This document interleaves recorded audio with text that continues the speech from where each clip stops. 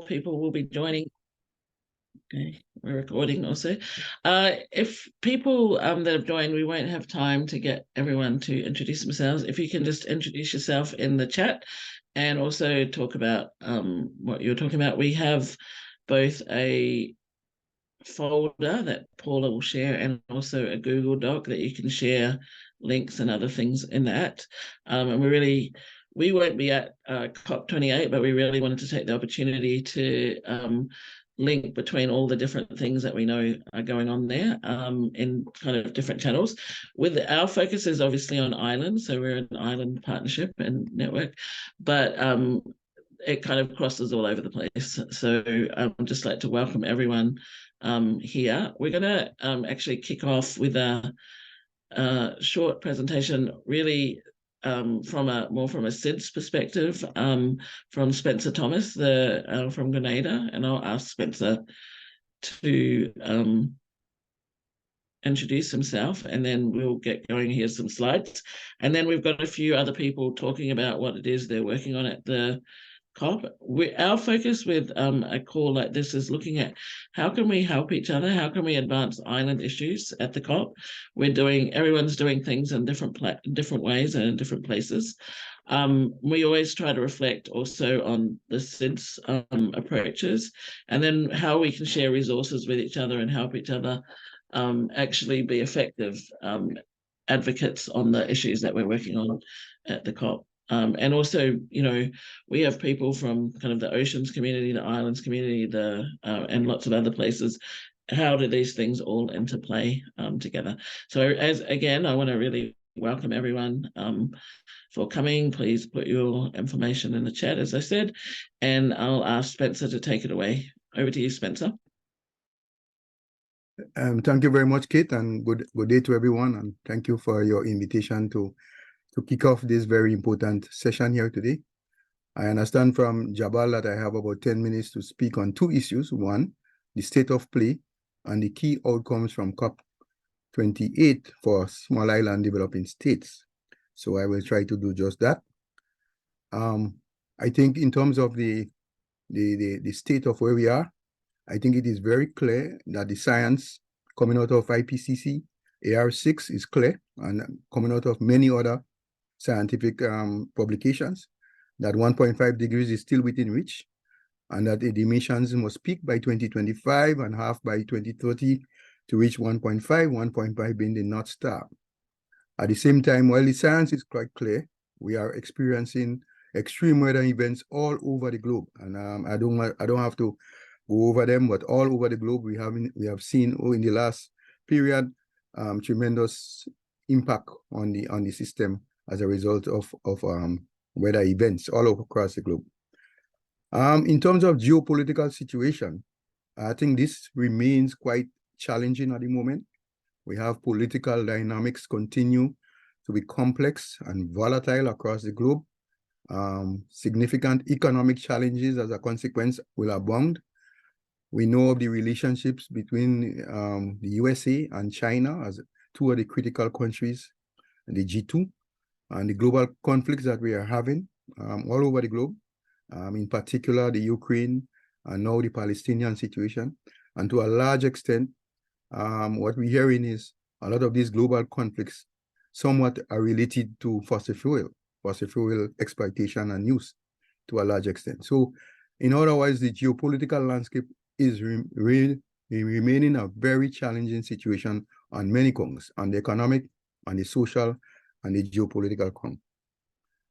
We also saw in recent times that the BRICS, that is the countries that Brazil, Russia, India, China, South Africa, they have expanded their reach and invited some other countries to join the fold. And those countries come from different parts of the world, but they are all developing countries. So again, there might be an impact on the climate negotiations for small island developing states as a consequence of that movement. We also see the G20. They have expanded again by asking the African Union to join as a permanent member and some other members to join as observers. But we saw what came out of the G20 was very weak on language in terms of fossil fuel phase out, and issues relating to finance was quite weak. So For seeds, we think we need a stronger pathway for the outcome on COP28, in particular on the issue of fossil fuel. Generally, we could categorize this situation as acute lack of political momentum on closing the ambition and implementation gaps. We're seeing that happening right now. That is the state of the play. We're seeing in inertia. We are seeing vested interests, and we are seeing people looking for loopholes so that they will have to take action, ambitious climate action as we go forward. The outcome of the intersessional meetings that we have since the last COP to now, we have seen a lot of these meetings we have seen entrenched interest in those meetings, vested interest. The trust, especially with respect to finance, remains low. The goals have not been realized. We see a rapid decline in fossil fuel. The required rapid decline in fossil fuels remains politically challenged. And this is the state of the environment. How are we going to handle the issue of the production and use of fossil fuel? And we should expect in COP, by its very location, that we will have an aggressive lobby here in terms of participation of oil and gas industry in the COP. And then what we are seeing also is some attempts to refrain the mitigation issues in the negotiations, where people are saying, no, we don't have to phase down and phase out of fossil fuel emissions, but we could do it only by looking at the emissions, not looking at the production and use of fossil fuel. All these kinds of rephrasing of the situation is very clear as we go forward. So the role of the presidency of COP28 presidency will be critical for small island developing states as we go forward, in that the COP presidency is vested in the fossil fuel industry. But again, I don't think this is all. We need to really make our case with the COP presidency in terms of our priorities, which we will come to. We have also seen in the debate that fossil fuel, the lobby is very strong, and that a lot of focus is now on abatement technologies rather than full-scale decarbonization. So this is something that we have to look out at small island developing states, that the technologies that we're looking at should be decarbonization technologies rather than abatement technologies. We have seen globally that there was a lot of energy outside of the negotiation for action by the youths, by the various bodies or the NGOs and so, which is very good for small island developing states. We also see that there was a lot of litigation going on internationally, where many youths and NGOs and others are taking the governments to court and saying, look, you need to do more on climate change. We are aware of at least two legal opinions being sought from the ICJ and UNCLOS on the issue of loss and damage, specifically from small island developing states, Vanuatu and others. And the critical issue surrounding loss and damage remains a bugbear for us, which is the issue of liability and compensation, is what we call the elephant in the room. And of course, the big elephant is the geopolitical issues that remains and keeps us moving forward. And we use all kinds of issues, procedural delays in the negotiation, like agenda fights, which we are expecting to come up at this meeting again, because with all the 5 new agenda items being proposed, 5 or 6, I don't know how they will resolve that so that we can get our work as quickly as possible. So this is where the landscape is. It's in terms of what happening for small island developing states. Outside of that, the call for the reform of the international financial architecture, the Bridgetown Initiative, the call that has been made by many small island states, again, that will be in the foreground of our discussion. We have seen the insurance sector itself having some reform and indicating that in some places, especially where small islands are located, that they don't want to have reinsurance because they are exposed too much to cyclones and other forms of climate disasters, and raising the premium and all kinds of issues. So we see a lot of insurance reform taking place, which will be negative to small island developing states. The multidimensional vulnerability index, which was carried to help seeds, we're seeing that it has been unrolled in a manner which we have some concerns about, but that is also in the background. The replenishment of the GEF and the GCF. We had a launch of the Global Biodiversity Fund at the last GEF meeting. And we also have to be mindful of the progress that we're making on SDGs as a whole, because SDGs, the 17 development goals are important, as well as goal 13, which is on climate. And we know in the background that we have the 4th SEEDS conference coming up in Antigua. We had 3 before, the last Samoa, we had Mauritius, and we had Barbados the years before. Now we're coming up with Antigua and Barbuda. So this is another place that we have to be mindful that what we do at COP will have a signal for what happens in the conference as we're coming up in next year. And of course, in the conference, there is a lot that's happening now in a new area, what we call just transition. And there is a focus on equity and climate justice. And finally, I believe that in the status of where we are, we see a very strong lobby by the UN Secretary General on ambitious climate action, which again is critical for small island developing states. So, what are we looking for? What are we looking for in the COP? Of course, we are looking for 1.5 to stay within reach. We are looking for the GST to be completed with a mandate, as indicated, with integrity and course correction and so on. We are looking for the issue of loss and damage fund and the funding arrangements and the Santiago network to be operationalized. These are some of the key issues. We have about 7 here. We believe that to complete the GGA framework, the global goal and adaptation is critical for small island developing states. And of course, the issue of resources, scale up access and improve access to finance will be critical for small island developing states. So progress on these will be very important. We also believe that in the margins of the negotiations, we have to push hard for the issue on oceans, advance the work on oceans. Of course, just transition and nature-based solutions need to be advanced as we go forward. And finally, the final point in terms of what we're looking at is to preserve the special circumstances of SEEDS as it's enshrined in the Convention and the Paris Agreement. So these are about 7 key areas. There are a lot of other areas, but I think SEEDS need to focus on those areas because these are the critical ones. The mitigation aspect, the adaptation aspect, the finance, means of implementation.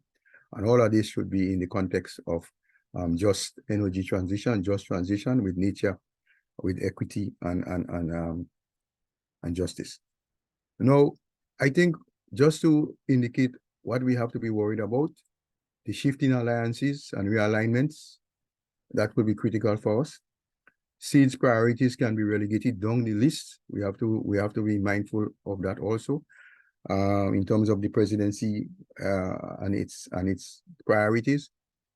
SEEDS will have reduced reliance on G77 and China. Given what I indicated about the shifting alliances, we might want to see how we play within the context of G77 and China. Of course, the erosion of the special circumstances of SEEDS, particularly with respect to access to finance, remains a critical issue for us. And we need to reduce focus on science, and the need for urgency and ambition needs to be also part of our concerns. And we need to look at the whole question of the abatement technologies rather than decarbonization. The issue of the fossil fuel lobby will be critical for us also. And then we need to look at the propensity of some countries to backslide and reinterpreting the decisions that we have already made already.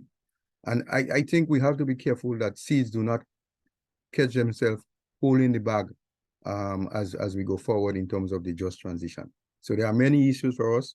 We believe that given if we have to stay united as small island developing states within the context of AOSIS for we to make any progress in this COP. It will be a difficult COP. I understand there will be about 70,000 people attending this COP. So we really have to organize ourselves well to make sure that we keep the focus on our major requests within the COP. So I want to stop here. I just give a broad sense of where we are. As I said, it will be difficult for us, but I think if we work hard and we work together, we'll be able to achieve a lot. Thank you. Thank you so much, Spencer. That was a wonderful synopsis of a very complicated topic.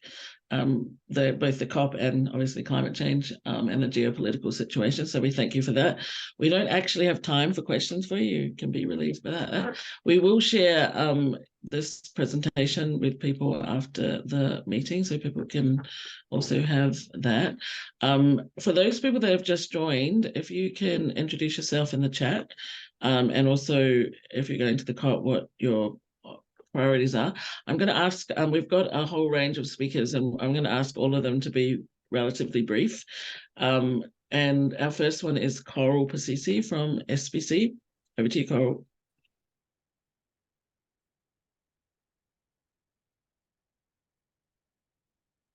Hi, Kate and colleagues. Thank you very much. I just want to make sure that you can actually hear me. Yeah, can you share, can you make that into bigger for blind people? Okay, very good. You do me. Okay, so hopefully you can see that. Can you see that? I've only got one slide. And so don't worry too much about the details, and thank you, Spencer. You've just made my job very easy and covered really well all of the key priorities pretty much for SIDS, which is obviously our focus. So from SBC side, we have quite a big team going this year.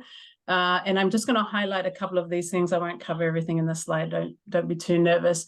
I think one of the key things for us is, of course, we're a very large science institution in the region, and we've got many years of supporting our countries address the development challenges as well as the climate change challenges across all of the key sectors like fisheries, agriculture, health, etc., and in the energy space as well. And so we want to bring to COP28 some very practical examples of what that investment in science and modeling capability allows us to do by way of informing both sound adaptation as well as what loss and damage is going to look like for our most vulnerable countries in the region. So as you know, in the Pacific, we have 4 of the lowest lying atolls in the world.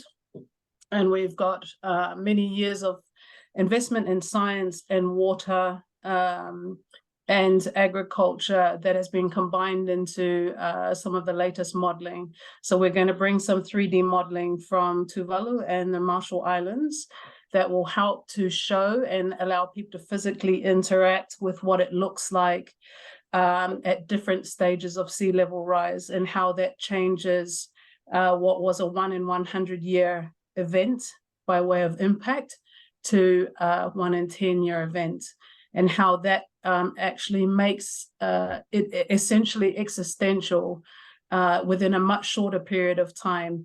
So when people think about a 25 centimeter sea level rise, for example, they look at it against an island's average height being around 2 meters. But what it actually does for the extreme events is exacerbate that to what would be a 1 in 100 year, normally a 1 in 100 year impact. So it really changes significantly the point at which islands can no longer sustain life, essentially. So this is a very confronting model. And so we have taken the time to work with the respective countries to ensure that they have had the time to understand what those impacts look like for them. And they will be presenting that at a number of side events. So the Tuvalu 3D inundation model that's highlighted in yellow is going to be at the Moana Pavilion on the 30th of November at 1 p.m. So I just wanted to put that in there as one that I would encourage folks to come and see what loss and damage actually really looks like for our lowest lying atolls. We'll also have on display some of our latest regional public goods in remote sensing. So Digital Earth Pacific has now allowed a broad brush look at, for example, the loss of coastlines of every single island in the Pacific. That's drawing on satellite imagery that goes back to 2000. So we've got about 23 years of free satellite imagery now compiled together, which gives us the change in coastline for every island in the region, as well as the changes in mangrove coverage. So this too shows the the loss and damage that the region has already sustained in the last sort of 20 or so years. We have a couple of other things around loss and damage, because it manifests so uniquely in the small island states regions and in the Pacific in particular. So we want to make sure that the science and traditional knowledge that we have in these areas is presented clearly and helps to inform people, but also inform people about the potential solutions in that space. I think one of the other key things that we want to do as we're supporting the negotiations is make sure that we move on practical solutions to a number of the issues at a regional level and at a country level. And so we are looking at supporting, you know, some of the sustainable financing mechanisms that the region is developing as well, noting that the financing space is pretty challenging. I just will reflect very quickly on some of the contextual priorities from the region, and Spencer's already talked about this. The big one for us is the integrity of the GST as the first one under the Paris Agreement, this stock take. And it's really the first one and the one that's going to be able to support course correction within this decade. And we all know that this is the decade that requires significant action. And we really want a strong political as well as action statement or approach to how the world is going to course correct. So we actually move on that because we're not on 1 we're not heading towards 1.5 at the moment, and we really need that course correction. The just transition is a big issue for the region. We are already the most isolated by way of countries in the world by sea and air.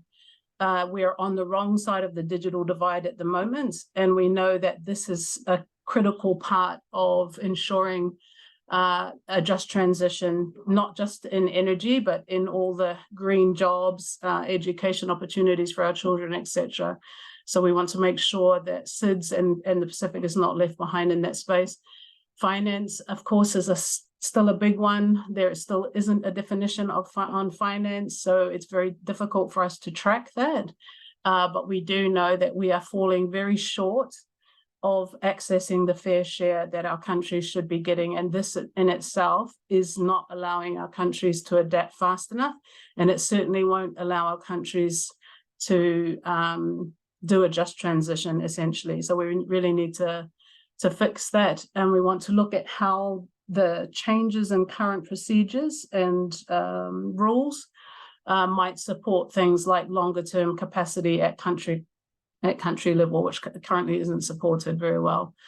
Again, the SID special case, as Spencer's outlined, I think is waning a little bit because there's so many distractions and other groups becoming stronger. So we really need to focus on ensuring that we articulate well why SIDS are such a special case. And we're hoping that some of our science and modeling can show exactly that. Of course, SPC works in collaboration with the rest of the regional architecture through One Croc to support both the PSIDS and AOSIS more broadly. And we will bring our, so we lead on the Ocean Climate Nexus in that regard, in the land and agriculture space around the Korinibia work program. And then we support strongly around climate finance, loss and damage, mitigation, GESI, transparency and MRV. And we also are taking a strong communications team this time to try and bring some amplification to the Pacific voice. And we will be supporting strongly all of the Pacific countries through the Pacific Pavilion side events, which are, I think, publicly available already. If not, we can share those with you. So thanks. I'll leave it at that, Kate, noting there's lots of speakers on the list today. Thank you. There are, and thank you. It's really important to have kind of these two different perspectives. I think it helps all of us kind of think how we're going forward into the COP and how we can support these really important issues. I'm just checking if Jone Raqauqau is on this call, but I don't see him on the thing. If he is, let me know. But otherwise, I'm going to pass to you, Ignace, if you can be brief and also introduce yourself and make some connections there. Perfect. Sure. Hello, everybody. I'm Ignace Beguin. I'm the nature head for the high-level climate champions. So working with Dr. Mahmoud Moheddin and for COP27 and Razan Al Mubarak for COP28. And I'm also leading the work on ocean in addition to the overall nature topic. I will be brief. I will just say a few things that as you know, under the leadership of President Mubarak, nature will be central at COP this year. The objective is really to set a precedent that we cannot deliver on the Paris Agreement without nature fully embedded into the discussion, the commitment, the NDCs, corporate action, finance action across the board. And you all know why, so I will not go into the narrative here, but just to say this is really central to our work with the Climate Champions team, Razan Al Mubarak leadership, and with the strong support of the COP28 presidency. Secondly, if you are serious about working with and for nature, we have to have active participation of indigenous people and local communities. So this is also central in our work, in the preparation and on the delivery at COP28. There are several efforts in that direction led by Razan and the COP presidency with the support of the Climate Champions team to really make sure that this is a truly inclusive COP. Finally, I think the idea of the overall program and deliverable that we are bringing is to, build on the backdrop of a successful global biodiversity framework and ensure that COP28 is the moment after Montreal where we, as a global community, recognize the connection between nature and climate at all levels, as I've mentioned, from governments to non-state actors. So this will come to life at several moments at COP. I will just highlight a few for you today. The first one is on December 2 during the leaders segment. There will be a moment dedicated to nature that Razan Al Mubarak will chair, and there will be a significant announcement made on forest and ocean. I'm not able to disclose that because the presidency want to keep the big moment for December 2, but hopefully this will make a significant step forward for these two critical ecosystems. Then there will be on this several moment to feature nature across the 2 weeks from our work, the presidency, and the many partners we are working with. But there will be 2-3 additional events that I want to put the spotlight on for your information. The first one on December 9 is an NDC and BSAP ministerial, where governments may announce their intention to connect formally NDC and NBSAPs, and I think this can really make a major step forward. And then there will be a 30 by 30 event for the first time at COP, hosted by the COP presidency, where we'll see new commitment and also the participation of non-state actors and financial institutions at that event. So I think this again will show that we cannot discuss climate action without nature action. Finally, there will be a series of high-level segment on key ecosystem. The first one on forest and second one on ocean, which will is particularly relevant, obviously, for small island developing state and islands in general. So this event will be featured, organized around a set of ocean breakthroughs that have been launched by the Marrakesh partnership a few weeks ago. It's 5 sectoral pathways that are aiming to galvanize, to give a compass on how to deliver collectively by 2030. What do we need to achieve to tap the full potential of the ocean for climate action across marine conservation, seafood, offshore renewable energy, green shipping, and coastal tourism. So I will share the link with you to have access to this resource. And I'm of course happy to follow up afterwards. The second element I will mention is under the marine conservation target. We have worked with several partners to deliver ecosystem-focused breakthroughs that here again are aiming to galvanize energies from stakeholders to, what do we need to collectively do by a certain time, and we will focus on mangrove, coral reef, and seagrass, with significant new announcements to be made at COP28, and my colleague Ben will deep dive into the mangrove breakthrough effort in a minute. Finally, I will. Yeah, so I think that's it. Honestly, Kate, there will be a mangrove ministerial as well on December 9th, where some leaders from from islands and also for the ocean event have been invited. And we will include all of this in the tracker. So yeah, I think that's it. But my points are: nature will be central, inclusivity, ocean, and we will, ensure good progress on specific ecosystems like corals and mangrove at COP28.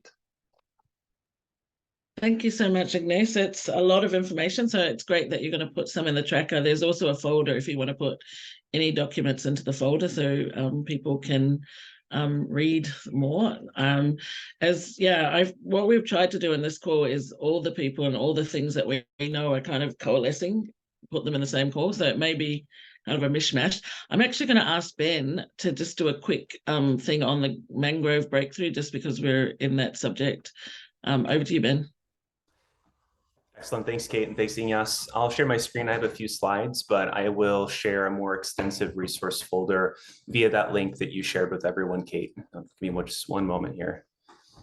So I don't have time to go into how amazing mangroves are, but I think to really set the stage for the mangrove breakthrough, one of these ecosystem-focused breakthroughs that Ignace mentioned, what everyone does need to know is that the global mangrove ecosystem needs our help. This is the case globally and certainly the case for island states. So members of the Global Mangrove Alliance have been working on this for the past several years. And more recently, through our partnership with the high-level climate champions and others, we've built on GMA's goals for 2030, with halt loss, restore half, and double protection, and are working to aim to secure the future of the whole mangrove ecosystem by pairing these science-backed goals with sustainable finance target, which amounts to 4 billion by 2030. This is really what the mangrove breakthrough is all about. So at least for me, when I hear that 4 billion target, it seems like a lot.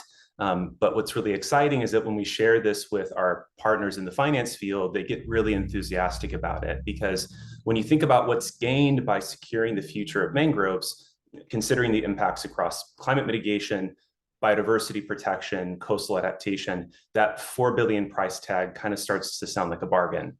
I mentioned that breakthrough builds off of the work of the GMA, but it's clear, and all of us know in the environmental field that civil society can't tackle this challenge alone. So that's why we view the breakthrough really as a platform for participation, kind of like a community of action that unites civil society alongside government, the private sector, and philanthropy.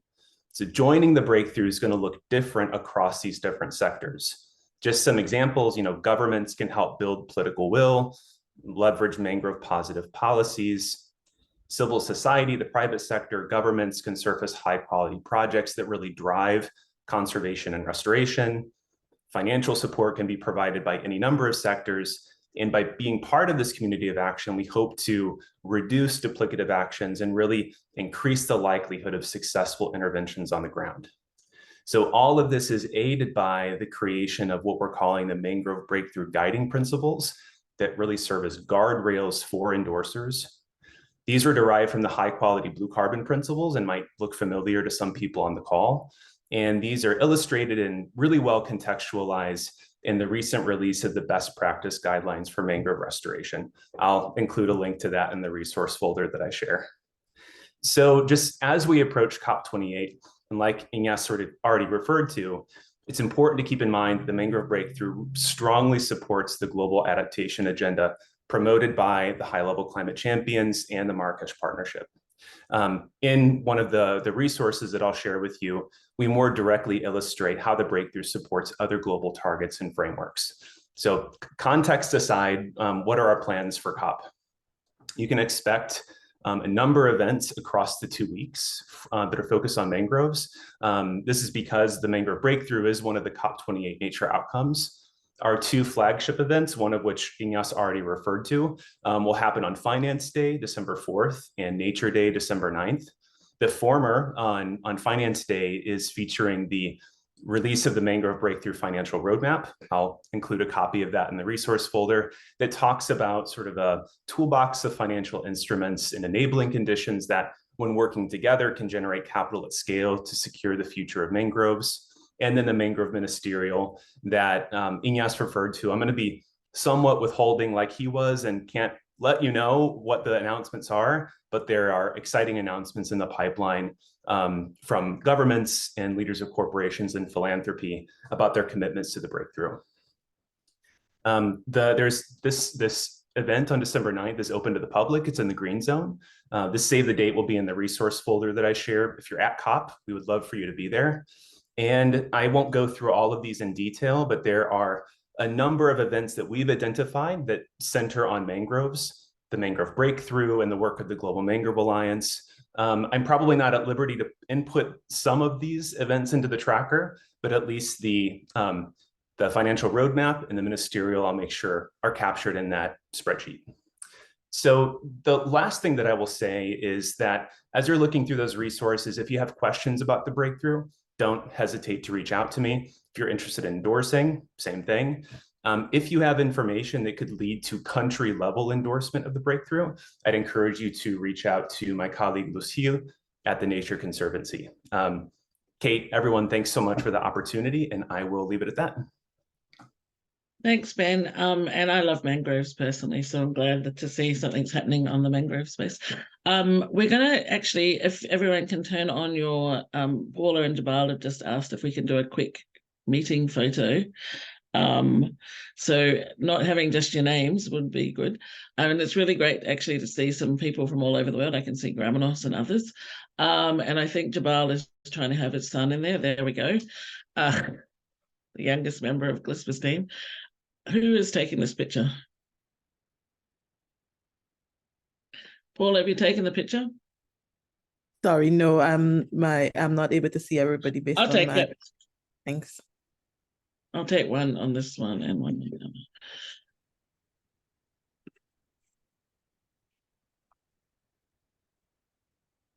So you can tell who is not paying attention because they're not on thing. Just kidding. Okay, if you've just joined, please again write in the chat, and we're going to ask James Ellsmoor now to talk a little bit briefly about what Island Innovation is doing, and then we have another few people. Thank you so much, Kate, and hello everyone. Good evening. I'm also joined by Abia and Stacy. I made the mistake of telling Stacy the wrong time, so she's in her car, I think, so apologies for that. But she may chime in and they may give me a quick hand. I've just put a link in the chat. So Island Innovation, we are going to be there with 7 members of our team in Dubai. We're pretty busy, and also a team of 10 young people from the Caribbean who we are supporting, and Abia will tell you a little bit about that in a second. Just to give you a summary, so our platform, which I would invite you all to take part in via the link in the chat, is the Island Voices at COP platform. And the goal of this site is to be a portal for information, announcements, and events taking place. We will have a daily bulletin going out to everyone who signed up. I think we have about 2,000 people signed up so far, which will have any news and information that we can track and bring together relevant to small island developing states and subnational island jurisdictions at the COP.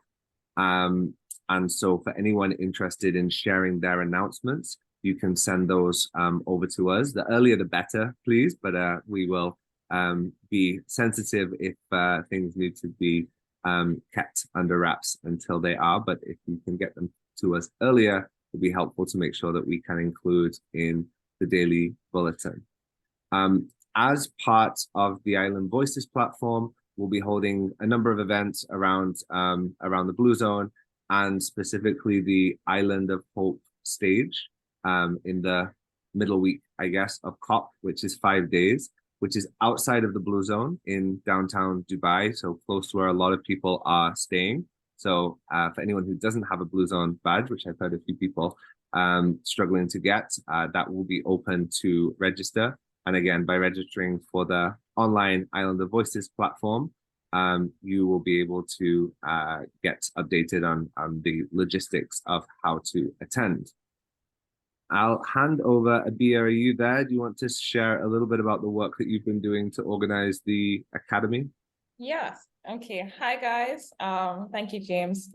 So yes, my name is Abia Leons. I'm from Trinidad and Tobago, and I'm one of the project managers on this amazing program that we just so happen to be supporting. So as you know, I don't think it's a secret that the Caribbean is probably one of the most vulnerable places when it comes to climate change. That 1.5 to stay alive is basically our motto at this point, And, despite that vulnerability, we've had so many incredible, bright young people coming forward and just implementing various projects on their own, in their own communities. And what we've done at Island Innovation through this program basically is gather those individuals who may not have had too big of a platform, who would not have been too much in the limelight, but have been doing incredible work. And what we've done is basically provided them with a platform to share, to advocate, and to expand their work even more. Now, this program has been 10-week. It started off with a rigorous process to choose these individuals, of course, and over those, after they were chosen, we had a 10-week training. And that training basically covered international policy, environmental sustainability, climate resilience through various professionals in the field. They came, they talked to them. It was just basically to build capacity. We all knew they were incredibly smart, gifted, and very capable individuals, but we just wanted to make sure everybody was on the same playing field when, at COP, everybody was knowledgeable about negotiation processes and just what to expect. So what we really focused in here with this program was intersectionality. We didn't just choose people with a science background, with backgrounds in climate change. We got individuals who have activist work with gender inequality in Guyana, indigenous communities. What else? We had just such a diverse group of individuals. It contributed greatly to the program, providing everybody with such different perspectives. And now what we're doing, originally we were only going to take 5 people to a COP, and by the grace of God, we were able to take 10 individuals. So we are really, really happy to be able to give these young people a space to, voice what they've been shouting this whole time on a bigger stage, on a bigger platform. And that's what we're going to be doing at COP. So we've, sought out numerous speaking events for them, various panels that they're going to be speaking at, both in the Blue Zone and the Green, and, just sharing what they learned and sharing what they've been, working in this whole time. And, we're just really grateful and can't wait to see the outcome of everything and share with you guys. Thank you so much, Abia. And just to wrap up, I know you have some other people. I will make a quick plug for anyone who has any, and I'll leave it open, opportunities for these young people. We really want to give them opportunities that they can then go back to continue doing the work in their own countries there. The majority of them have been accepted on their national delegations, but we do have 2 that are still wanting a blue badge. So I'll do a little call there for anyone who might be able to help out with that. And reiterate, anyone who has news, information that they'd like us to publish through the Island Voices platform, I put my email in the chat, and Abia, you can have yours as well. And in touch, we look forward to seeing you in Dubai. Thank you so much, Island Innovation, James and Abia. I actually think Trinidadians are taking over the world. That's my thing, because I keep finding them everywhere. We also have a staff member, Jabal, that is from Trinidad. Our next speaker is Emily. We've got a few more, and we might run a little bit over. I'm just letting you know if we will record this and you can watch it if you have to leave. Emily, over to you. Let's be brief. Thanks, Kate. I will be. Hi, everyone. My name is Emily Goodwin. I lead on climate policy at RARE, and I'm actually having a bit of trouble with my bandwidth, so I'm going to turn my video off. I want to share just a bit today about what we'll be working on at COP. RARE is focused on, sorry, Paula, I think you're not on mute. RARE is focused on behavioral insights and social mobilization to accelerate and scale community-led climate action. We emphasize elevating the priorities and voices of local leaders at global fora, and then working on the ground, empowering communities in ecosystem-based approaches for mitigation, adaptation, resilience, and sustainable development. At COP28, our delegation is really focused on encouraging political and financial support for locally led, behavior-centered, and nature-based solutions for climate outcomes. We'll also be following and communicating the international negotiations on how they're relevant for local and subnational governments, particularly in relation to small-scale fisheries. And finally, we'll be advancing visibility of innovative finance approaches for ocean climate action, from recent developments on blue carbon, case studies on parametric insurance and small-scale fishing communities, and announcing a brand new small-scale fisheries impact bond. So there's 2 major engagements I want to highlight quickly. One is that through the Coastal 500 network of local and subnational coastal leaders, we are bringing 6 mayors from Indonesia, the Philippines, and Honduras to join in week 1 for the Local Climate Action Summit. I do want to note that these mayors will be on site throughout the first week and some into the second week. So please do reach out if you'd like to engage them as speakers or have bilateral meetings, and I can set that up and share details.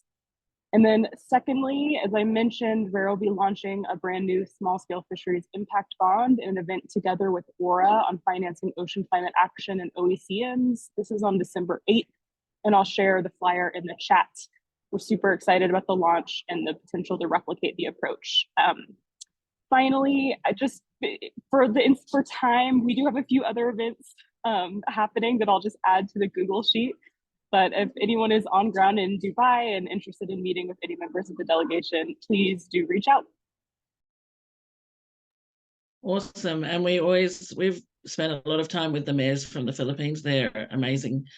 Both of the ones I know that are going. Thank you, Emily. And Hailey, our Care About Climate Youth Coalition. Over to you. Thanks, Kate. I'll be super quick. Hi, everyone. Hailey Campbell with Care About Climate, calling from Honolulu, Hawaii. And we are one to the original points brought up on the political things at play. A lot of our work at Care About Climate focuses on training young people to confidently advocate for the policies that we need for our future, the equitable fossil fuel phase out, hopefully with an ambitious global stocktake outcome being a priority for us. So a lot of us in our coalition, there's literally hundreds of young people in this coalition that will be advocating for these policies and priorities. And so if anyone here is working on that, it's always better to work together with all of our information, especially recognizing the potential differences in alignment between G77 and China this year, and SID's positions potentially as shared earlier. And the next thing I'll just quickly highlight is one of the main things we're doing at Care About Climate is training young people to understand their NDCs. And we do have a lot of island young people who have contributed to this tracker, where they're providing key recommendations for emissions ambition, gender justice, and intergenerational justice in their NDCs. And I added this link to that spreadsheet under resources. So if you want to see it there will also be at least 4 more islands that will be added between now and COP. And so there will be a lot of young people advocating around these priorities that have been shared by frontline youth as opposed to, just anyone. And I'll just keep it really short at that. There's a lot to talk about for youth inclusion as well. December 8th is going to be a full day of youth inclusion across the board. And so if anyone's looking for young people to be a part of their panels, I'd love to connect you with frontline youth, especially from islands and other places as well. But thanks, Kate. Back to you. Awesome, thank you. And over to you, Diego from Aura. Great, thank you. Oh, there you are. I'll quickly share my screen because I have something to.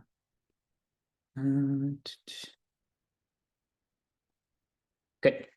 Well, Ariane Steinsmeyer couldn't come, so she sent me, and this is my first time with this group, so happy to be here. Okay, so in terms of key messages for Aura, many of them have already been stated by the members of this platform. So keep the Paris 1.5 degree target alive, the critical role of the ocean for a stable climate and a livable planet as well. Finance for mitigation, adaptation, and resilience, sustainable finance, and in all these key policy positions, we have examples to provide with our partners. High quality safeguards, for example, the high quality blue carbon principles. And a key message also from the ocean perspective is to not invest in seabed mining until there are safeguards in place and regulations, and we fully understand the economic and socio-environmental risks associated. So to support all these policy positions, we're engaging in 4 key events that are here. Most of them are finance oriented from different angles and with different partners. So one with RARE that was already mentioned by Emily, supporting financial mechanisms for locally led nature-based solutions, innovative finance and insurance products to de-risk investments with USAID, then with the Commonwealth Secretariat, emerging financial mechanisms, particularly focusing on developing states and small island developing states in particular.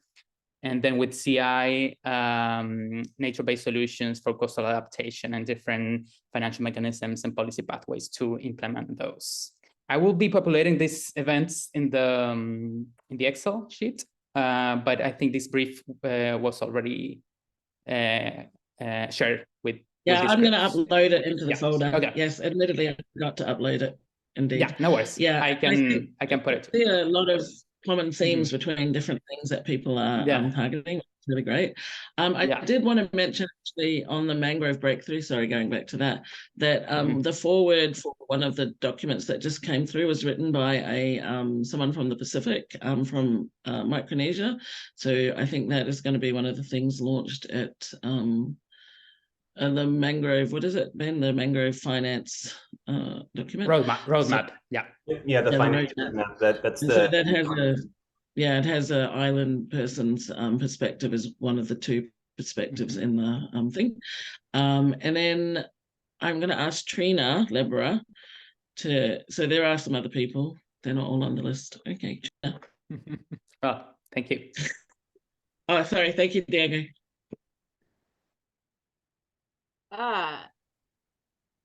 Sorry, Kate. I did not know I would be speaking, but I'm happy to share a few things. I won't get to COP myself, but of course the Nature Conservancy will have a fairly large contingent, and we also have some folks that will be supporting some of the countries. Some of these events have already been talked about, like the mangrove breakthrough. We also have a high-level event for the coral reef breakthrough at the UNEP Pavilion.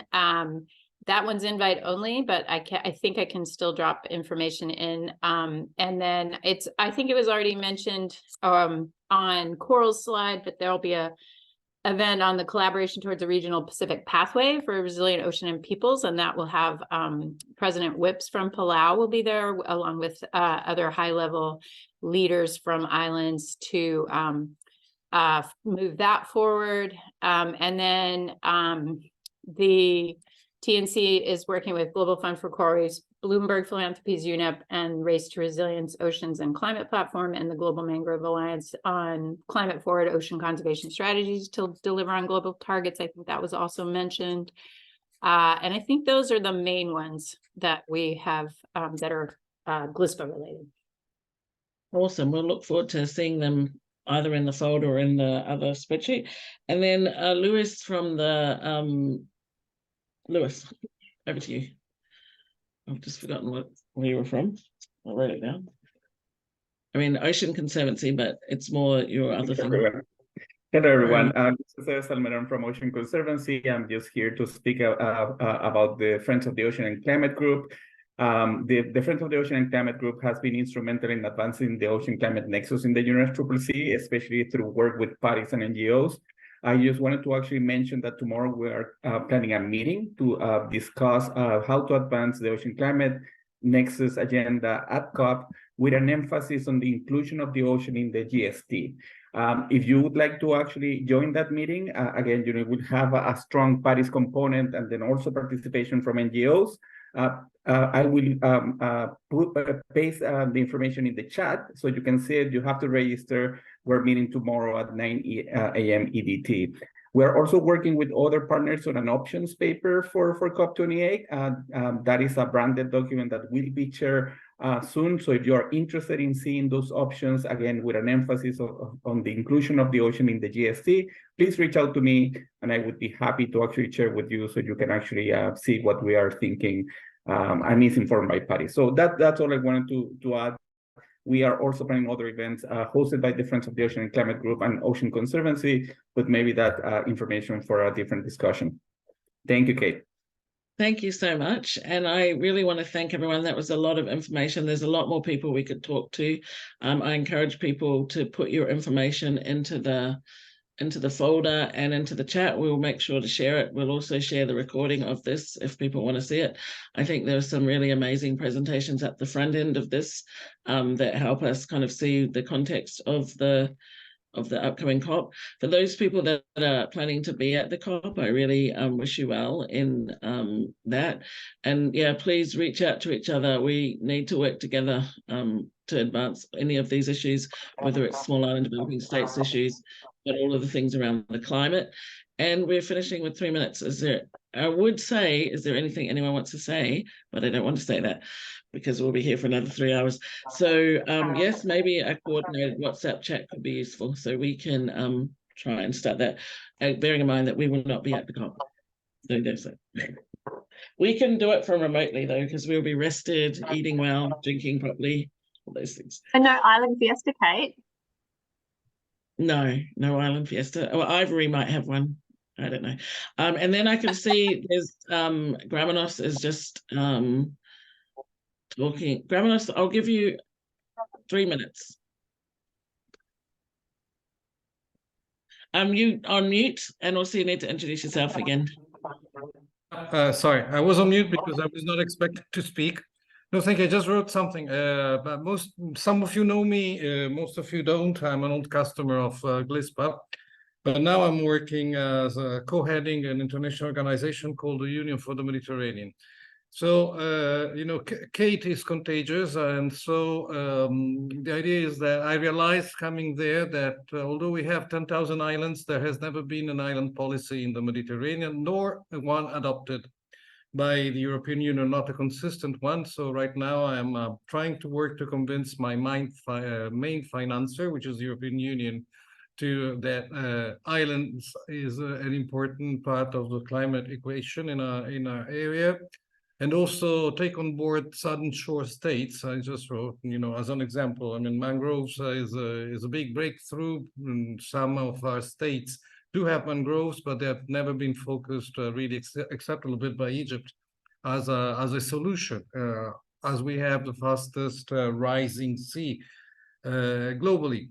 So maybe a request for help. I need to make the mind of my interlocutors there. We have an office that we coordinate, which is also a virtual pavilion. we will be, well, we're spinning a partnership of 12 entities that work more or less in the same sectors that you are, but with a more local Mediterranean approach.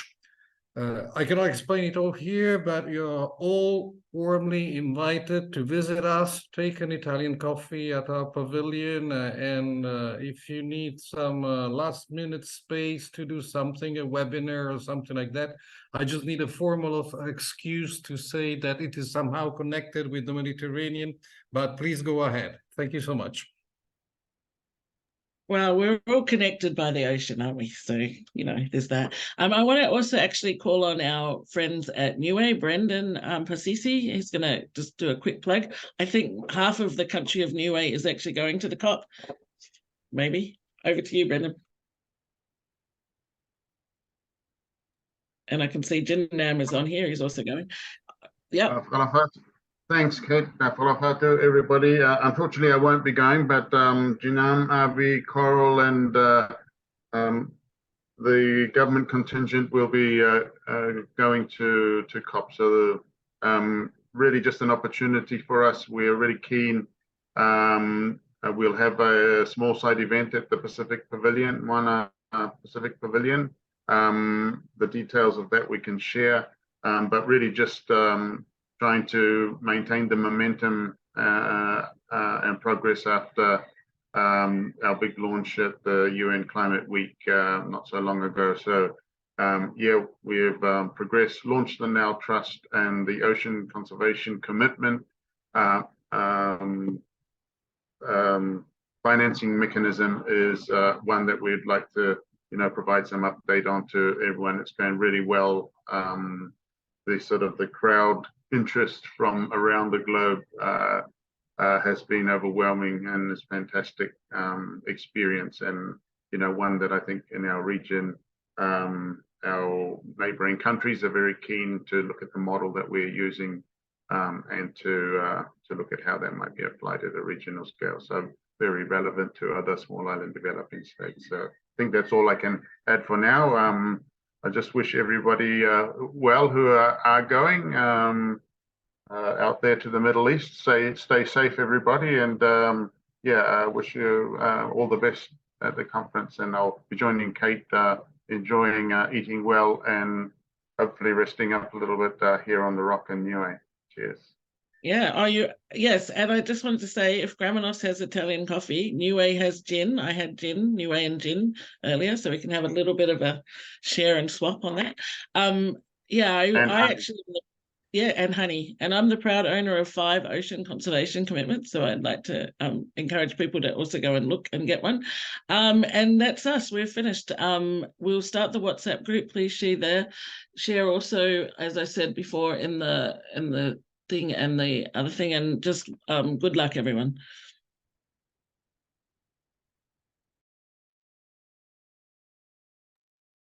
Thanks, Kate. Thanks, everyone. Thanks, Kate. everyone. Thank you. Hey, thanks, Kate. Thanks, everybody. See everybody. It was good to see everyone again. Bye-bye. Bye.